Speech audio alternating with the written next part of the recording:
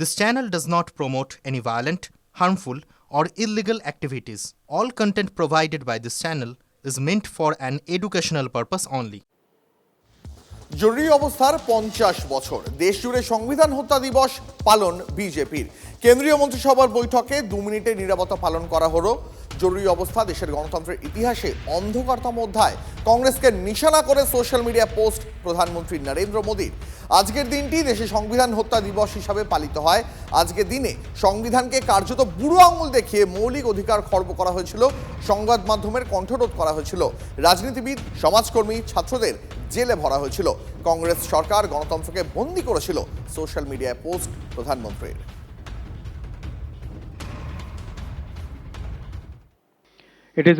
It is as important for the young as it is for the old to draw inspiration from those who resisted dictatorial tendencies and stood firm to defend our constitution and its democratic fabric.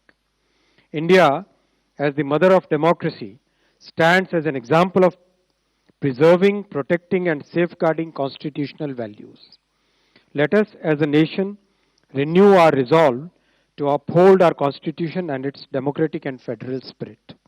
ये resolution आज भारत के cabinet में माननीय प्रधानमंत्री जी की अध्यक्षता में।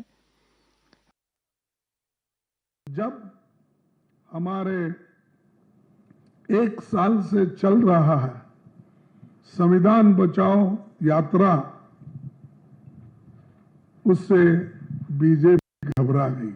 इनके जो फेल्यूअर्स है, झूठ जो बातें इन्होंने बार बार करते आए हैं, तो उस झूठ को छुपाने के लिए, अपने बातों को छुपाने के लिए वे आज ये नाटक रचे हैं। সব রাজ্যকে এই সংবিধান হত্যা দিবস পালনের নির্দেশ দিয়েছে কেন্দ্র, দাবি মুখ্যমন্ত্রী মমতা বন্দ্যোপাধ্যায়ের। রাজনৈতিক উদ্দেশ্যেই নির্দেশ এই কেন্দ্রের, রাজ্য সরকার তা পালন করবে না জানিয়ে দিয়েছেন মমতা বন্দ্যোপাধ্যায়। প্রত্যেক দিন গণতন্ত্রকে হত্যা করছে কেন্দ্রীয় সরকার, পাল্টা আক্রমণে মমতা। 25শে জুন সারা দেশ জুড়ে হোম মিনিস্ট্রির নির্দেশ অনুযায়ী সংবিধান হত্যা দিবস পালন করা হবে। কারণ এটা নাকি এমার্জেন্সি 50 বছর। এর রাজনৈতিক উদ্দেশ্য কতগুলো আছে। আমরা বলি না, mother of thieves the south most, চোরকি মায়ের জোরসে বলে। প্রতিদিন তো একটা করে গণতন্ত্র হত্যা দিবস পালন হতে পারে। প্রতিদিন তারা গণতন্ত্রকে হত্যা করছে, প্রতিদিন fundamental rights of the people কাটছে। They bulldoze the state economy and all state government the fundamental rights also. তারা ওদের মতো পালন করুক, আমরা আমাদের মতো পালন করছি না, কারণ আমাদের প্রতিদিনই পালন করতে হবে। তাহলে প্রতিটা দিন তারা যেভাবে করেছে।